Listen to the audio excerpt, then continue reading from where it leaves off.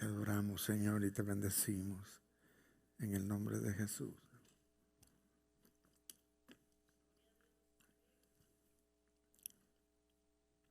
Ya día no nos visitaba, ¿verdad? Joel. ¿Sí se acuerdan de Joel ustedes, hermano? Bienvenido, Joel, Dios te bendiga. Qué bueno que estás en medio de nosotros. Gloria a Dios.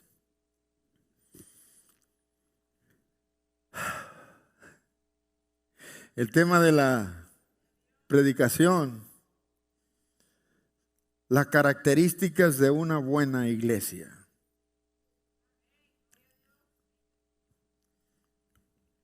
Padre de la gloria, te alabo y te bendigo en esta hora por la bendición de cada una de las personas que están aquí en este lugar.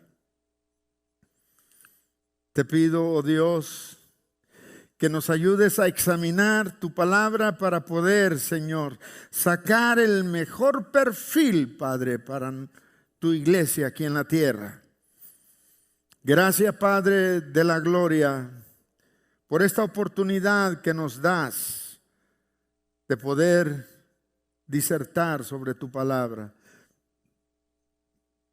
Que cada hermano en esta hora pueda ser edificado, que puedan estar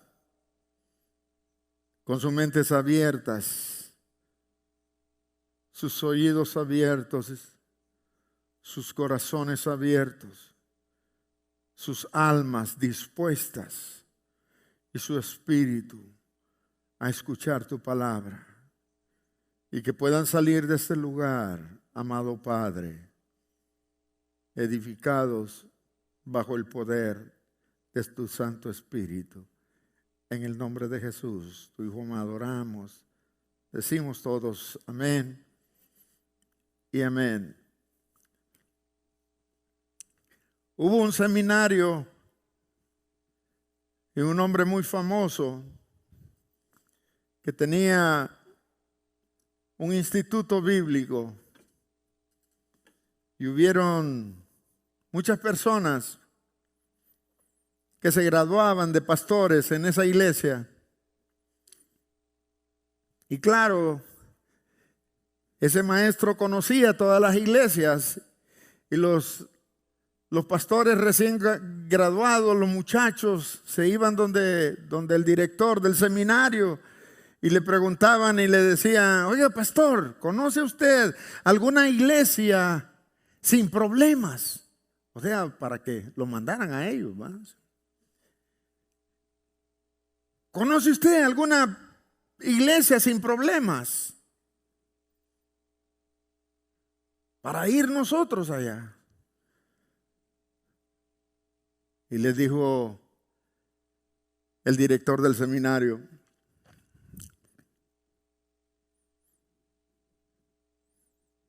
si lo supiera, no se lo diría. Y se quedaron ellos, ¿va? Porque al llegar ustedes ahí, la echan a perder. La iglesia no es para personas que son fuertes. La iglesia es para personas que son débiles y que pueden reconocer que el poder de Dios puede cambiar sus vidas. O sea, este es un hospital. Aquí no podemos nosotros decir que uno u otro ya le hicimos. No es cierto. Todos estamos aquí para prepararnos y ser mejores personas. Estamos aquí porque necesitamos que Dios transforme nuestras vidas, que nos ayude a poder salir adelante, a quitarnos todas las cosas que nos estorban. No se necesitan tener 24 años, 30 años, 70 años, 100, 1 millón de años para no poder cambiar. Esa es la realidad. de la vida. La iglesia es un hospital. Y quiero dejar esto antes de empezar con la predicación. No hay iglesia perfecta. ¿Por qué no hay una iglesia perfecta? Porque la confraternidad, la unión de la iglesia son las familias, somos nosotros. Nosotros somos la iglesia y nosotros estamos llenos de imperfecciones. Y eso nos da a entender que la iglesia no es perfecta. Estamos luchando por ser mejores cada día. Y muchas veces en esos pasos de construcción nos equivocamos. Nos caemos, nos sacudimos y nos volvemos a levantar. Así es esto. No hay iglesias perfectas. No lo hay.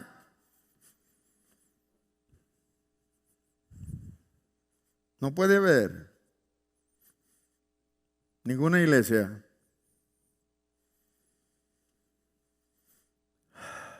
que fuera perfecta.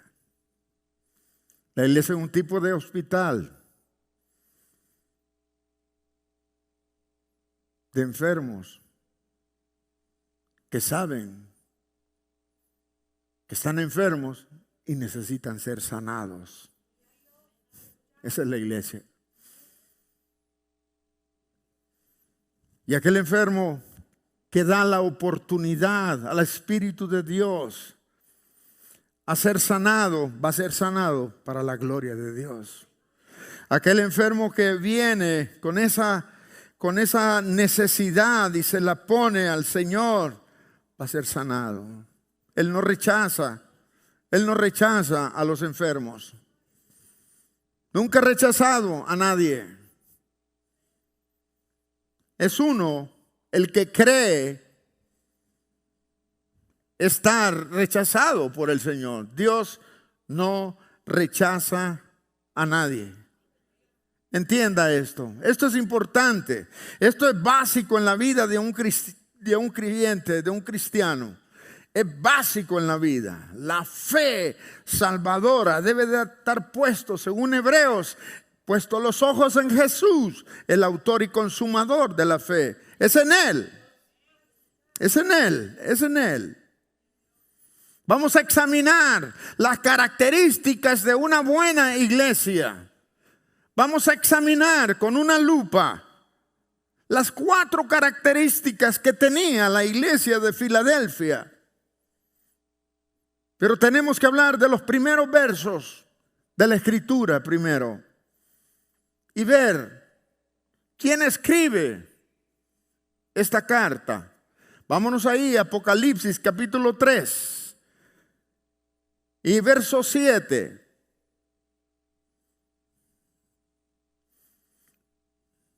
Dice la Escritura, Apocalipsis 3:7, escribe al ángel de la iglesia en Filadelfia. Esto dice, ¿quién? El santo. ¿Quién? El verdadero. ¿Quién? El que tiene las llaves de David. El que abre y ninguno cierra, y cierra, ninguno abre. Es algo tremendo cuando podemos ver cómo se establece Dios ante Jesús, ante esta iglesia. Tiene 2 características en este versículo muy importante que lo tenemos que ver y examinarlo. Dice, esto dice ¿quién? El santo. ¡Ja! El santo, el Rey de Reyes, el Señor de Señores. Jesucristo se encargó de escribir esto. Él dictó lo que se escribió exactamente aquí. Dice, escribe al ángel de la iglesia en Filadelfia. Esto dice ¿quién? El santo. Esto dice ¿quién? Jesús, el Hijo de Dios. Eso es lo que dice. Este es el pensamiento de Jesús. Esto dice el santo, el verdadero, el que tiene la llave de David. Y en Isaías capítulo 6 y verso 3 dice la escritura: y el uno al otro daba voces diciendo: Santo, Santo, Santo, Jehová de los ejércitos, toda la tierra está llena de su gloria. Un querubín diciéndole al otro querubín: ven en el arca. Es la deidad pura de Dios. En Isaías, lo que estamos leyendo. Y cuando dice el santo, en este verso es el santo de Israel. Vemos la deidad de Jesucristo con la deidad de Dios siendo uno solo. Esto es tremendo. Esto es rico. Esto me hace a mí ver la unidad del Padre con el Hijo. Nadie sino Dios es absolutamente santo, amado hermano. Y la palabra para santo en griego es agios, que quiere decir separado del mal y que lo aborrece perfectamente bien. No hay una duda sobre eso. Él es santo y en esa pureza no hay maldad, no hay tiniebla, no hay oscuridad, no hay tentación, no hay nada. Todo es santo, todo es limpio, todo es puro. Ese es Dios. No puede ser tentado por nadie. Y esta palabra, la palabra santo, etimológicamente tiene dos significados muy peculiares que tenemos que examinar. Santo quiere decir unión y separación. Aprenda esto, hermano. La palabra santo significa unión y separación. Separación del mundo, separación de lo malo, separación de las tinieblas, separación del pecado, separación de todo aquello que afecta mi relación con Dios. Separación de tus pensamientos malos. Separación de aquello que afecta mi vida espiritual. Cuando tú estás creciendo, lo primero que el diablo quiere hacer es minar tu corazón. Quizás Dios está depurando tu corazón y en un momento dado manda un dardo y lo envenena. Y aquel pensamiento empezó a hacer mella en el corazón de uno. Unión. ¿Unión con quién? La palabra santo son dos palabras, una palabra, la etimología de santo es dos palabras: unión y separación. Separación del mundo, del pecado, de lo malo, y la unión con Cristo. Lo que tú puedas tener, te separas, porque el Espíritu de Dios que mora en ti no te deja tranquilo.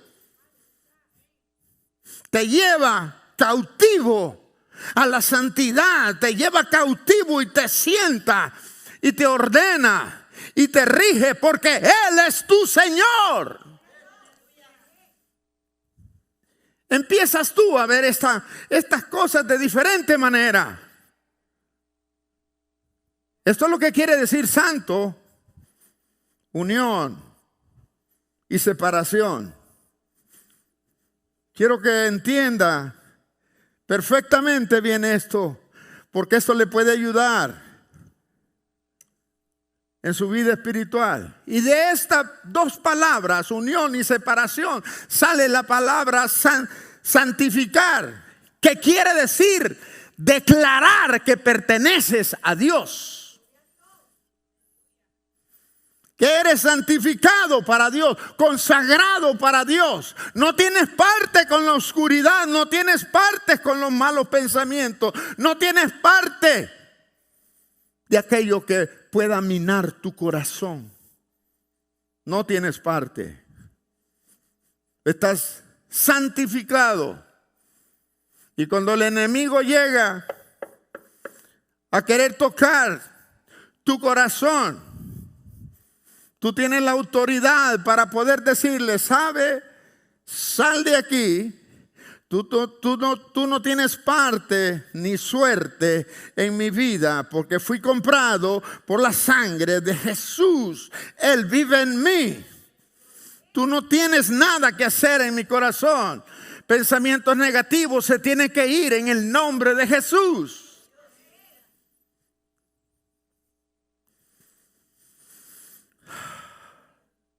La santidad es algo que debe de estar brotando en nuestro corazón, en nuestra mente, en nuestro cuerpo, en nuestro espíritu. Primera de Pedro, capítulo 1 y verso 15. El Espíritu de Dios revelándole a Pedro esto nos enseña qué es lo que tiene que hacer la iglesia. Sino como aquel los llamó es santo, sed también vosotros ¿qué? Santos, ¿en qué? ¿En qué? En toda vuestra manera de ¿qué? De vivir.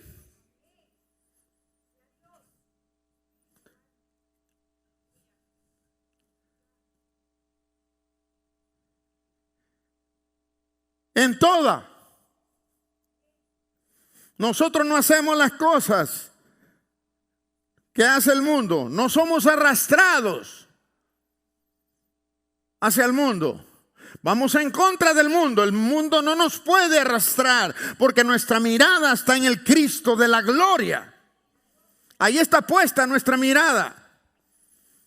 Él nos manda y nos dice, sino como aquel los llamó es santo, sed también vosotros santos en toda vuestra manera de vivir. Apártate. Apártate, apártate, apártate. Muchas veces he tenido que reprender pensamientos en mi vida.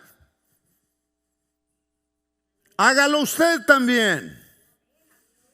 Necesitamos aprender a hacer eso. Muchas veces le damos rienda suelta a nuestra imaginación y la mente es mala y me puede llevar a lugares pecaminosos. Es necesario ponerle un stop, traerlo cautivo a la mente de Cristo y pensar que esos pensamientos dañan, mina mi vida espiritual. Es necesario agarrarnos de esto.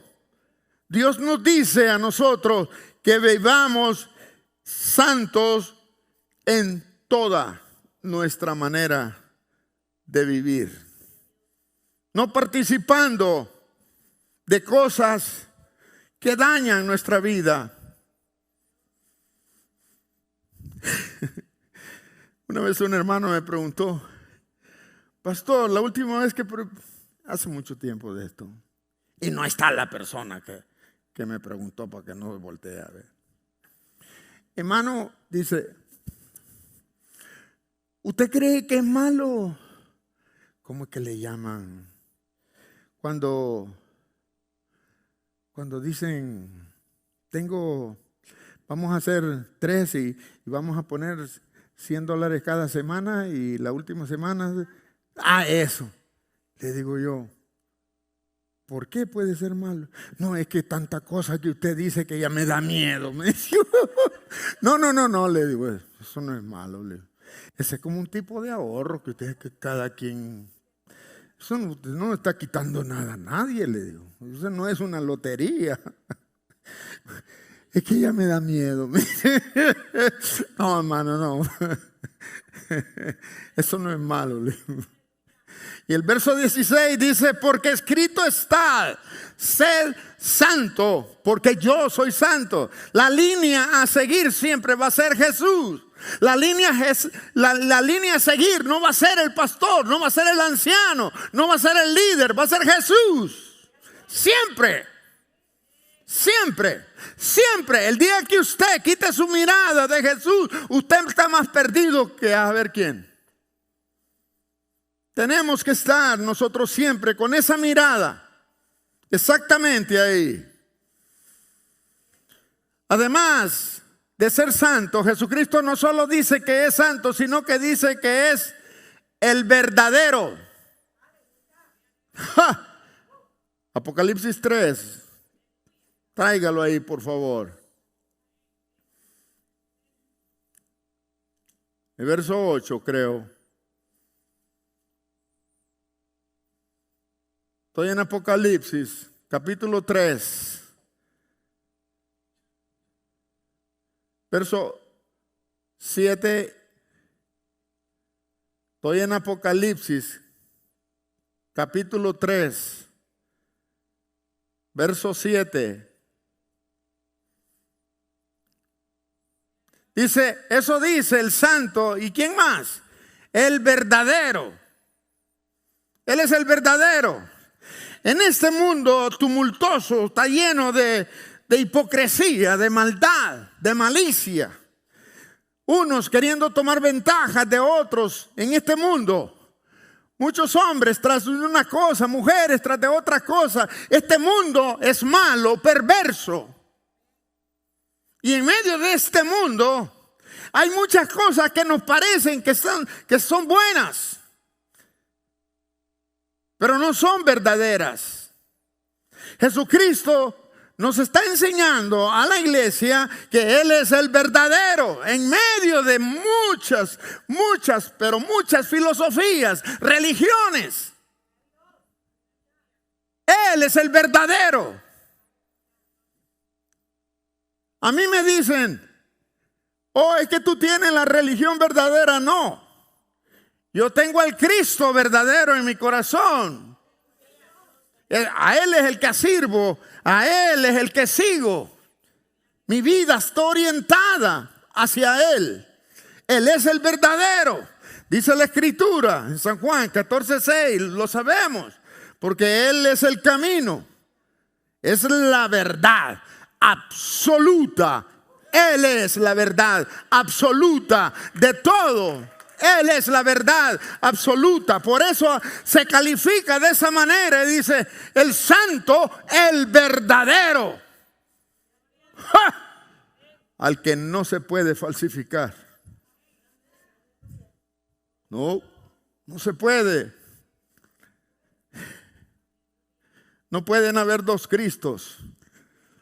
No, solo hay uno, el verdadero, el genuino, el auténtico, el real es el Cristo de la gloria. Él, no hay otro. Bendito sea el nombre del Señor. Ahora, tenemos que entender, iglesia, esta es la introducción. Ya vamos a ver las promesas que Dios tiene para nosotros. Pero tenemos que entender muchas cosas para esto. Hay un compromiso de la iglesia para con Él. Y yo quiero que entendamos esto. Porque es muy bueno empezar a predicar y llegar a las grandes promesas de Dios. Pero tenemos que señalar que hay compromisos que Jesús está esperando en nuestras vidas. Él está esperando. Cuando Él escribe a la iglesia de Filadelfia, es una iglesia que no tiene reproches. No haya ningún reproche el Señor Jesús. Solo hay elogios. Solo hay promesas. No así para las demás. Esmirna también. En las otras 5 hay reproches. En esta no hallamos ningún reproche. Es por eso que estas son las características de la iglesia que debemos de seguir nosotros. Bendito sea el nombre del Señor. Miremos lo que dice Juan.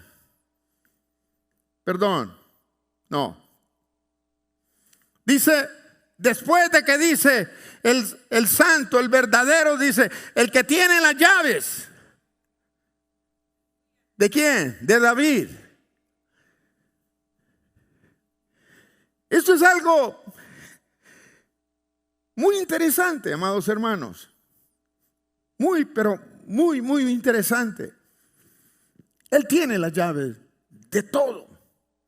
Acuérdese que hemos hasta el cansancio de decir, porque toda potestad me es dado arriba en el cielo, abajo en la tierra y debajo. ¿Verdad que tenemos ya bien captado esa imagen? Pero no solo eso. Apocalipsis capítulo 1 y verso 18. Y ya vamos a regresar a 3:7 otra vez. Pero Apocalipsis 1:18 dice la escritura: el que vivo, dice, el que estuve muerto, mas he aquí que vivo por los siglos de los siglos, amén, y tengo las llaves ¿de qué? De la muerte y del Hades. Tengo la llave de la muerte y del infierno. Él tiene las llaves. El acceso a la vida eterna es única y exclusivamente a través de Jesucristo. No hay otra manera. No hay otra manera. Ahora, es interesante ver esto de las llaves. ¿Por qué las llaves de David? En el Antiguo Testamento está esto. ¿Por qué? ¿Por qué será que menciona en el Nuevo Testamento las llaves de David? Miremos, voy a tratar de explicar esto un poco despacio, pero rápido también al mismo tiempo. Isaías capítulo 22, verso 22, mire lo que dice la escritura. Y pondré la llave de la casa de David sobre su hombro, y abrirá y nadie cerrará, y cerrará y nadie abrirá. Eso se refiere, había el rey Sedequías, tenía como mayordomo a un personaje que se llamaba Seba. Este personaje tenía las llaves de Israel, de la casa de David. Él decidía quién iba a ver al rey y quién no. Él decidía y hacía las negociaciones con los demás reinos en ese tiempo. Pero se halló que ese hombre era corrupto. Agarraba dinero para su propio bienestar. Tanto era así que había hecho su sepulcro y lo había acomodado con riquezas. Figúrese usted.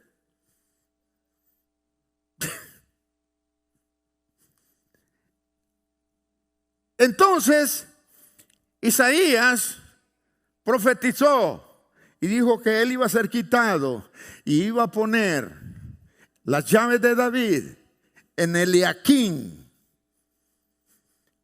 Y ese es el tipo de que está hablando el Señor Jesús en este verso, de ese Eliaquim, que le fue dado el puesto de Seba a él.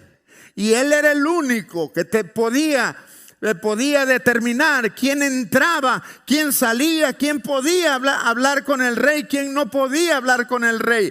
Era una gran posición, la segunda posición después del rey. Eliaquim. Por eso dice en ese verso, en Apocalipsis 3:7, las llaves, refiriéndose a este texto, pero en el prototipo de lo que era Eliaquim, daba la llave de la casa de David. ¿Y qué tan significado es eso? ¿Y por qué, pastor, está tan insistente? Porque Jesús tiene la llave de su reino. Porque Él es el único que te puede dejar pasar a la vida eterna o cerrarte la puerta. Él es el único. ¿Entiende esto, iglesia? Esto es delicado. Esto no es fácil.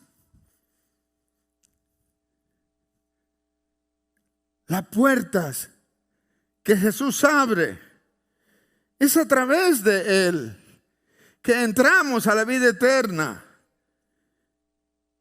o nos abre esa puerta o nos cierra esa puerta. Esto es más serio que un ataque cardíaco. Se trata de tu vida eterna. Esto no es un juego. Tenemos que ver esto y vislumbrarlo de esta manera. Estamos hablando de las características de una buena iglesia.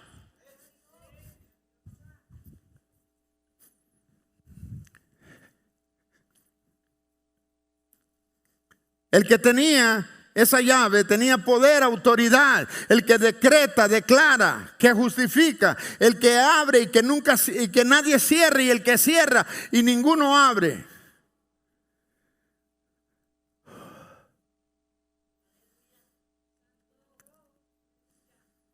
Esa puerta puede ser hacia la victoria tuya o hacia la desgracia tuya. Esa puerta puede entrar hacia el gozo tuyo o no. Puede entrar hacia el regocijo tuyo o no. Hacia la abundancia tuya o no. Hacia la paz tuya o no. A la armonía tuya o no. Él tiene la llave. ¡Ja! Es mejor que nos pongamos a cuenta con Él. Él tiene la llave. Juan capítulo 10 verso 7. Vamos a regresar a ese texto nuevamente. Dice Juan capítulo 10 verso 7. Volvió pues Jesús a decirle: de cierto os digo, yo soy la puerta de las ovejas. Aleluya. Él es la puerta. Es a través de Él.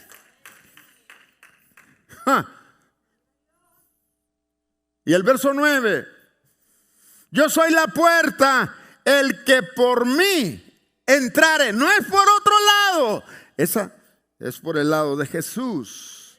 El que por mí entrare, ¿será qué? ¿Será qué? ¿Qué será qué? Aleluya. Y entrará, oiga, no solo entrará, sino que saldrá y hallará pastos. Los pastos que has orado, los pastos que has creído, los vas a tener ahí. Esas oraciones que no han sido contestadas van a ser contestadas en ese momento.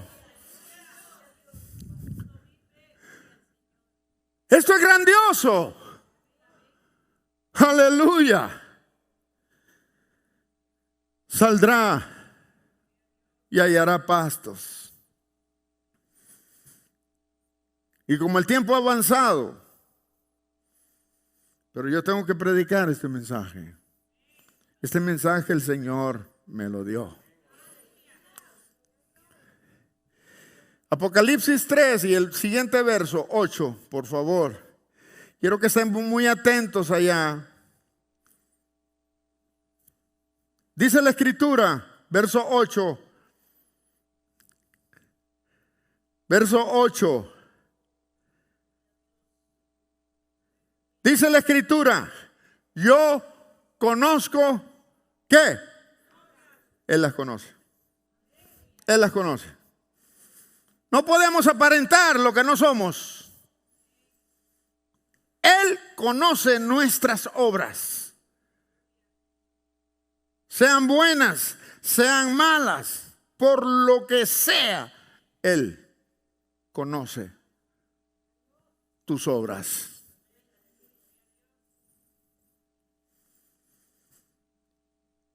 Pero en esto que está diciendo, yo conozco tus obras, está refiriéndose a la iglesia Filadelfia, ¿verdad? Pero aparte de eso, Él conoce nuestras obras, cómo actuamos, qué hay en nuestro corazón. Yo conozco tus obras, he aquí he puesto delante de ti una puerta abierta. Ha puesto delante una puerta abierta. La puerta significa la boca que Dios nos ha dado para hablar de su palabra. La puerta abierta hacia personas que no conocen el evangelio, que muchas personas quieren cerrar, pero que nadie puede cerrar. La cual nadie puede cerrar, porque aunque tienes, ahí está. Tienes poca fuerza, iglesia. No tienes tantos miembros, iglesia. No tienes tanto dinero, iglesia. Tienes poca fuerza, iglesia. No se necesita ser una iglesia grande para ser portentos. Lo que necesitamos son corazones que quieran guardar la palabra de Dios en sus corazones. Eso es todo. Tienes poca fuerza. Tienes pocos miembros. No se necesita mucho dinero para establecer el reino de Dios. Si se necesitara, el Señor provee. Tienes poca fuerza, iglesia. Pero es mejor que esa poca fuerza y esas pocas personas puedan vivir como Dios quiere que vivan. Esta iglesia era pequeña, no tenía mucha fuerza. Porque aunque tienes poca fuerza, has guardado ¿qué? Eso es lo necesario. Guarda la palabra, guarda la palabra, guarda la palabra. Aleluya. No se necesita ser una iglesia poderosa en miembros. No se necesita ser una iglesia grandota y llena de millones en el banco. No necesitamos eso. Necesitamos aguardar la palabra. Si el Señor nos quiere dar lo que nos dé, bendito sea el nombre del Señor. Sea glorificado lo que Él haga y lo que Él quiera. Pero no necesitamos mucha fuerza para agradar a Dios. Dice, aunque tienes poca fuerza, has guardado mi palabra y no has negado mi nombre. Aleluya. Esa es la característica de la iglesia hoy en día. La iglesia debe de ser de esta manera, no de otra. Esas son las características de una buena iglesia.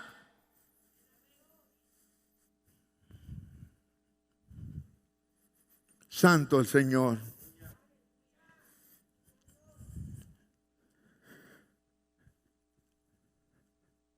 ¿Entiendes, amada iglesia, lo que Dios te está diciendo? Entiéndelo. Asimílalo. Asimílalo. Cómetelo. Te vas a ver amargo, pero al final viene la dulzura de lo que es el reino de Dios en nuestro paladar. Bendito sea el nombre de Dios.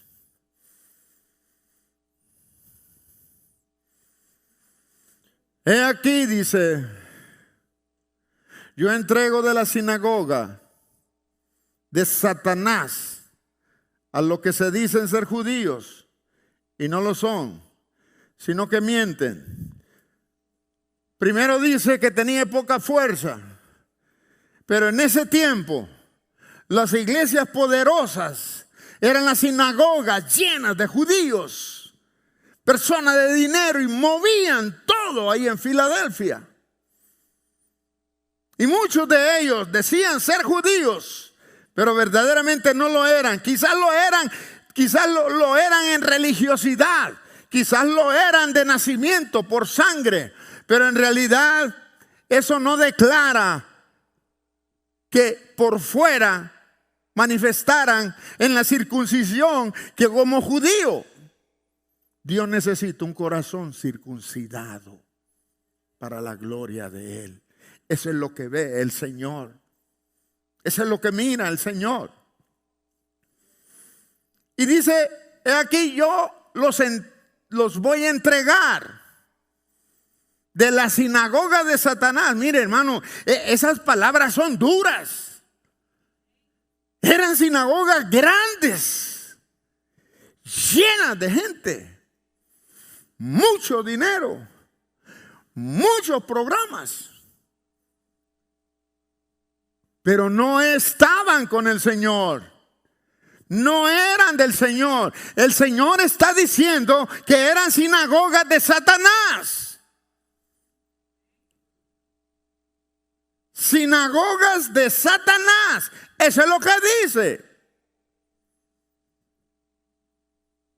Sino que mienten. He aquí dice. Ahora mire, lo que pasa es que cuando llega la palabra de Dios al corazón de las personas y son convertidos, se convierten de su religiosidad. Dice la Escritura, he aquí yo haré que vengan y se postren a tus pies. ¿Será posible eso? Seguro. Seguro. Es una humillación de estar predicando la palabra por mucho tiempo de una manera y después el Espíritu de Dios toca el corazón de ellos y los ve que estén tan equivocados y luego vayan a aquella iglesia que tenía poca fuerza, que tenía pocas personas y decirles, estábamos equivocados. Dice la Escritura, he aquí yo haré que vengan y se postren a tus pies.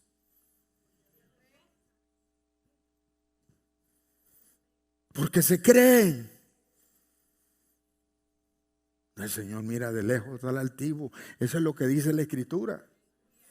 Y haré que vengan y se postren a tus pies y reconozcan que yo te he amado. ¡Ah! Vaya. O sea, poca fuerza y todo, pero en el momento de debilidad, de angustia, de prueba y todo, estuviste ahí. Guardaste mi palabra. ¡Ah! Es así. Debemos de entender esto. Esto lo está dictando el santo, el verdadero, el que tiene las llaves de la casa de David, el que abre y nadie cierra, y el que cierra y nada abre. Él es el que está diciendo esto. Aleluya. Y reconozcan que yo te he amado, que reconozcan esas personas que Dios ha amado, aquella iglesia de poca fuerza. Aleluya. Eso es lo que dice el Señor. Ahora mire el elogio del verso 10. Vamos a tener que...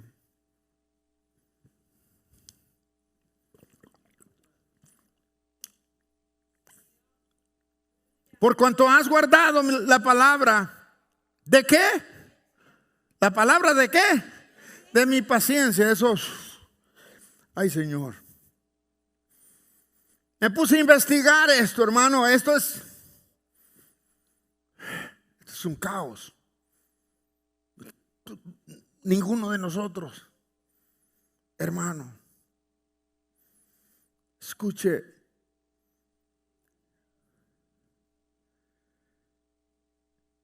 Lo que dice la Escritura acerca de la paciencia. Se me perdió el Hechos.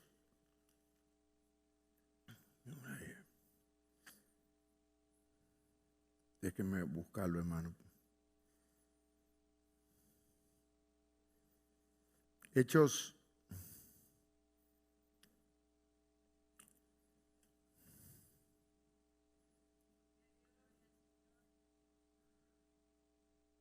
Hechos 12, 2. Mire el momento crucial que pasó el apóstol Pedro.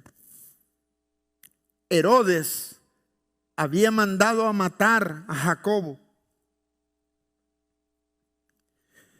Hechos 12, 2. Vamos a leer hasta el 4. Mató a espada a Jacobo, Herodes, hermano de Juan.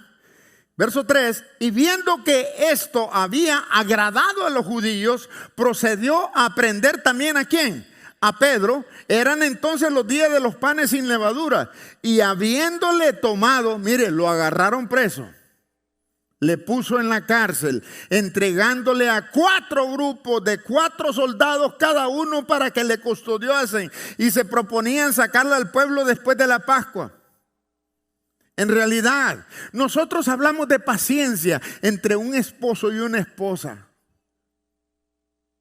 Siempre va a haber jaloneo, siempre.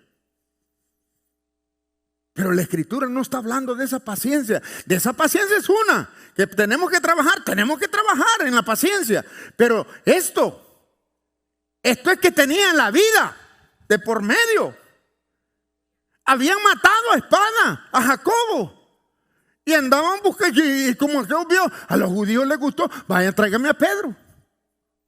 Ahí lo traen. Iban a matarlo. De esa paciencia, hermano, de poder poner nuestra vida de por medio. De esa paciencia está hablando el Señor. Ninguno de los que estamos aquí hemos estado en esa situación. No lo hemos estado. Y Dios nos libre de eso también. Seguro.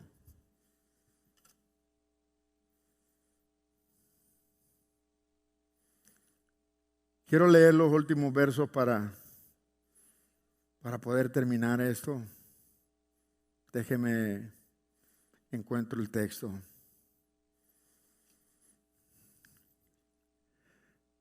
Vamos a ver a verso 10.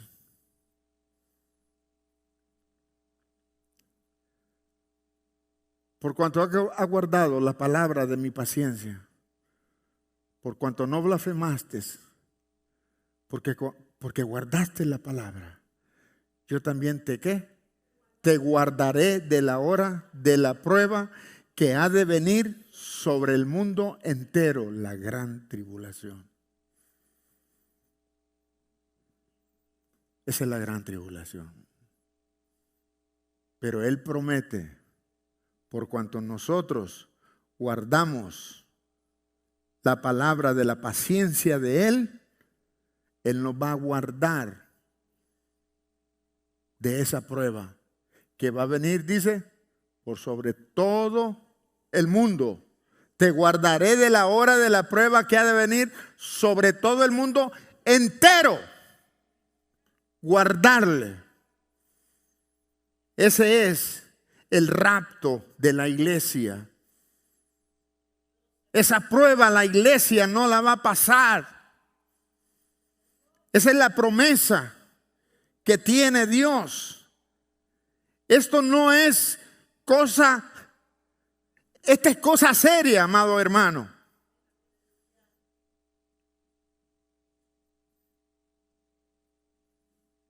Te guardaré de la hora de la prueba que ha de venir sobre el mundo entero para probar a los que moran sobre la tierra.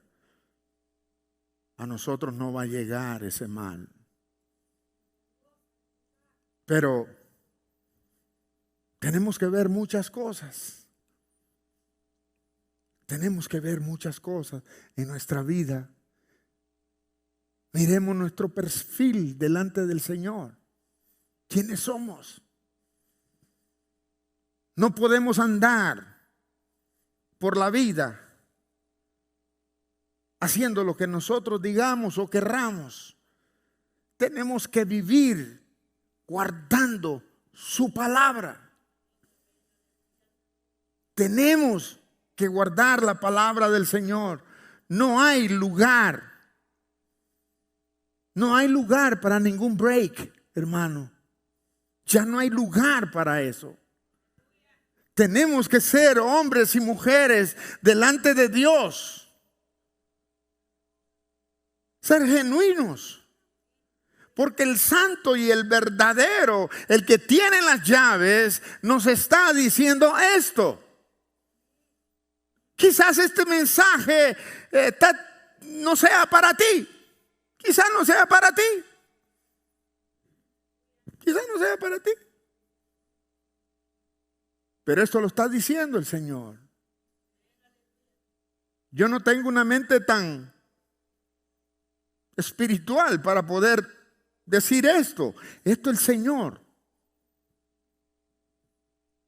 nos dice que tenemos que tener características de una iglesia buena, de una iglesia que ama su venida, que guarda su palabra. ¿Cuántas veces hemos estado enfrente de todo esto? Es tiempo que la iglesia empiece a recapacitar y enmendar su camino. Así como Él dice, no como dice el pastor. Come on. Es como dice la Escritura. Así como Él quiere.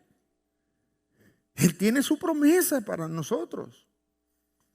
Él tiene su promesa. Es nuestra. Vale la pena, hermanos. Vale la pena guardar su palabra. Los matrimonios tienen que vivir mejor. Tienen que vivir mejor. Tienen que estar en común acuerdo. Los hijos tienen que ser más obedientes a sus padres. Porque aquí descansa mucho de los problemas que hay dentro de la iglesia. Guardémonos de todas estas cosas. Y miremos por último, hermano,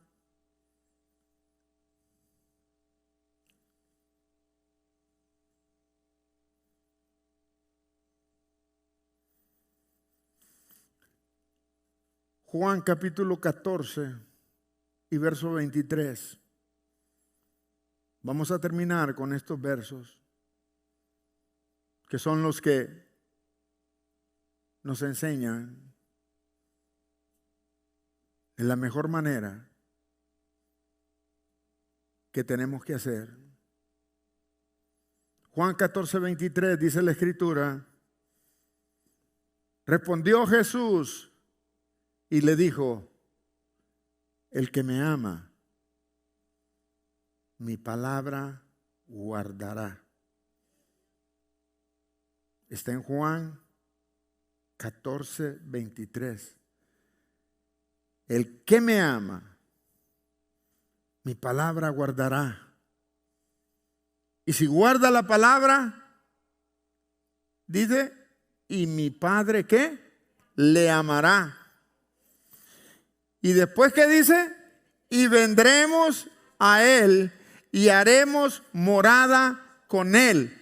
Esto quiere decir que en el momento de tu prueba, de tu angustia, de tu dolor, de tu quebranto, de tu tribulación, de lo que tú quieras, el Padre y el Hijo y el Espíritu Santo están en ti. Han hecho morada en ti porque tú has guardado su palabra. Y es la promesa de Él que está en ti, que vive en ti.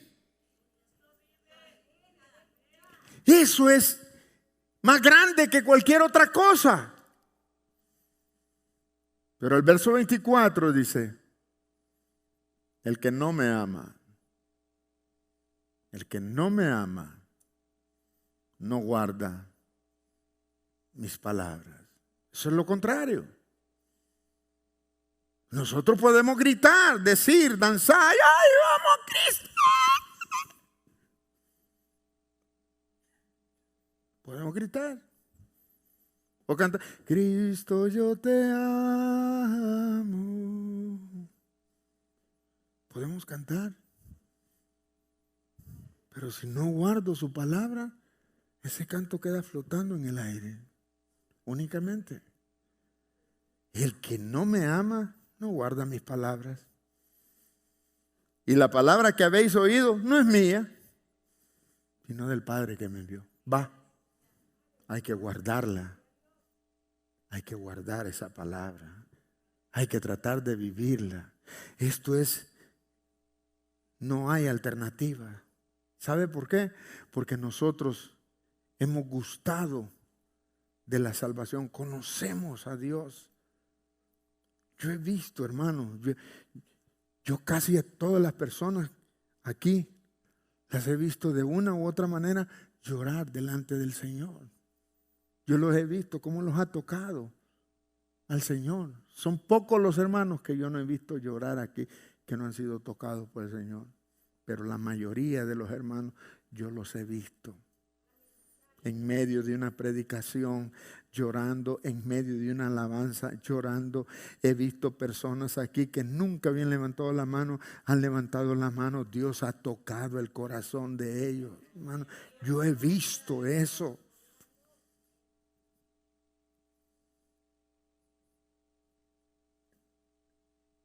Dios lo que quiere que nosotros hagamos es que guardemos su palabra. Al guardar tu testimonio a donde tú te desarrolles, hermano, estás guardando tu palabra. Guardemos su palabra. Vamos a ponernos en pie, amado hermano.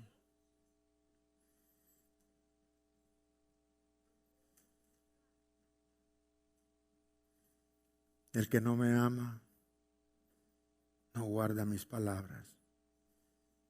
El que me ama, mi palabra guardará. Eso es clave.